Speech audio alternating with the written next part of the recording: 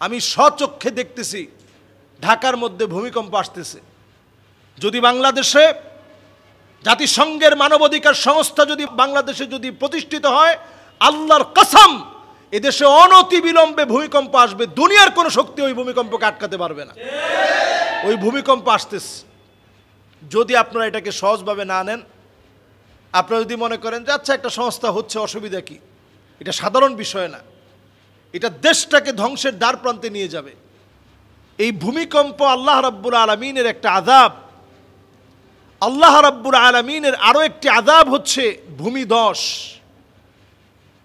ভূমিকম্প, ভূমিধস এগুলো একসাথে আসে। ভূমিকম্পের পরবর্তী সময়ে ভূমিধস হয়, কখনো কখনো আগে ভূমিধস হয় পরে ভূমিকম্প হয়। কখনো কখনো আল্লাহ রাব্বুল আলামিন এক বছরে ছোট ছোট অনেকগুলো ভূমিকম্প দেন।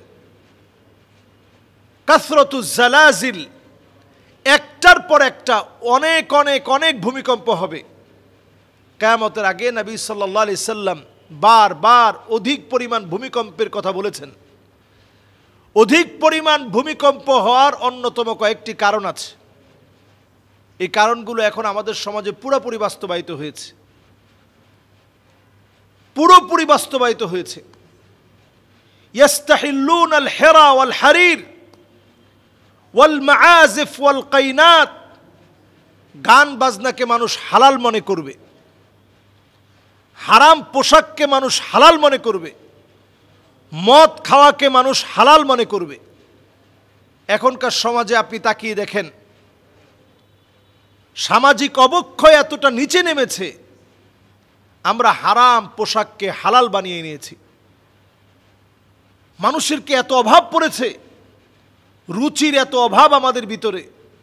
ছেলেরা এখন মেয়েদের মতো গলার ভিতরে অনেকগুলা চেইন, কানের ভিতরে দুল, বুরুর ভিতরে দুল, জিহ্বার ভিতরে রিং, চোখের ভিতরে লেন্সটাকে পরিবর্তন করে ভিন্ন একটা কালার বানানো।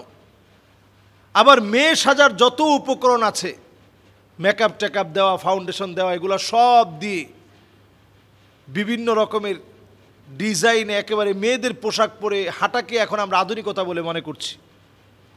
বিশ্বাস করেন আল্লাহর কসম, যারা এই দুনিয়ার ভিতরে হোমচুয়াল নিয়ে কাজ করছে,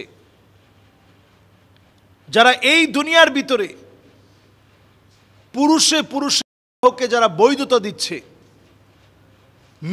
বিয়ে করাকে যারা বৈধতা দিচ্ছে, এই জমিনটা ভূমিকম্প হওয়ার জন্যই একটা কাজই যথেষ্ট।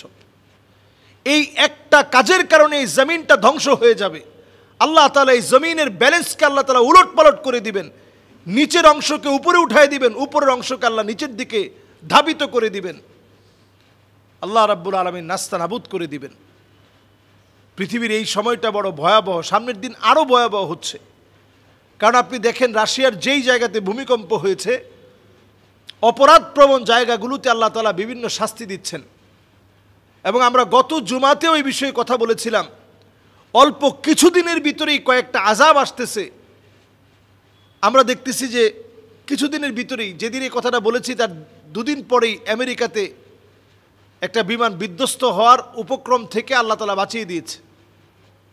আগুন ধরে গিয়েছিল, রানওয়েতেই মানুষ দৌড়াদৌড়ি করে ছুটে বের হয়েছে। রাশিয়ায় ভূমিকম্প এটি এমন একটি বিষয়, এখন দিন দিন এর আশেপাশের অঞ্চলগুলোতেও ভূমিকম্প বাড়বে। উজবেকিস্তান, তুর্কমেনিস্তান, কিরগিজস্তান, এ সব জায়গাগুলোতে ভূমিকম্প বাড়বে। যেই জায়গাগুলোতে মুসলমানদেরকে নির্যাতন করে এখন তাদের মদতপুষ্ট ব্যক্তিদেরকে দিয়ে শাসিত হচ্ছে, ওই জায়গাগুলোতে ভূমিকম্প হবে।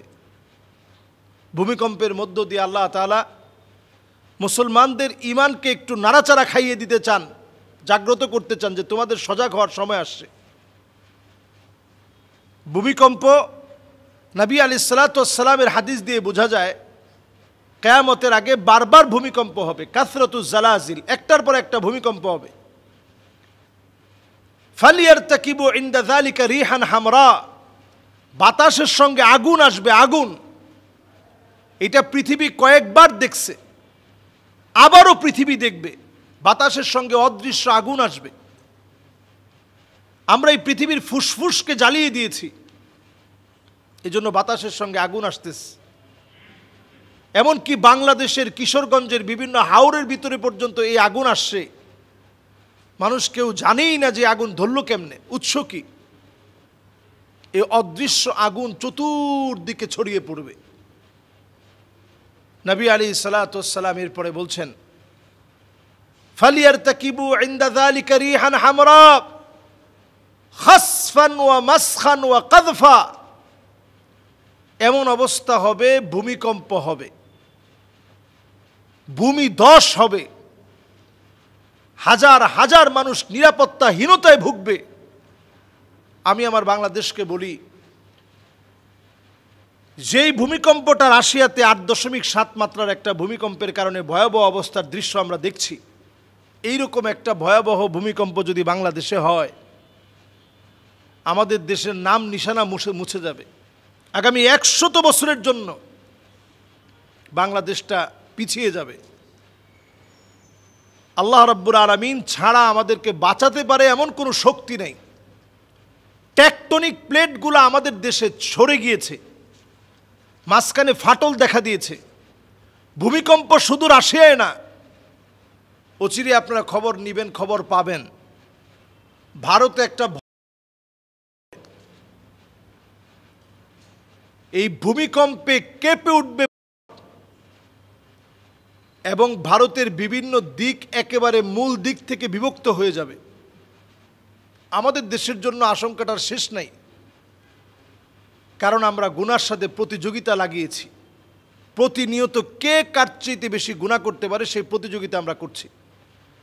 এই প্রতিযোগিতামূলক গুনাহের অধ্যায় যদি আমরা না ছাড়ি, আল্লাহ রাব্বুল আলামিন আমাদেরকে এই আযাব থেকে আল্লাহ তাআলা রেহাই দিবেন না।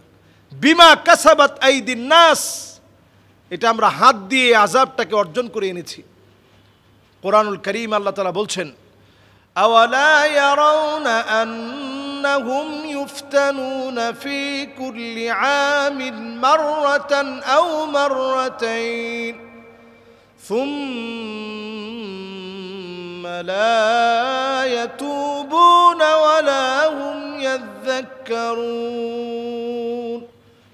প্রত্যেকটা বছরে একবার কিংবা দুবার আমি আল্লাহ তাআলা তোমাদেরকে পরীক্ষা নেই।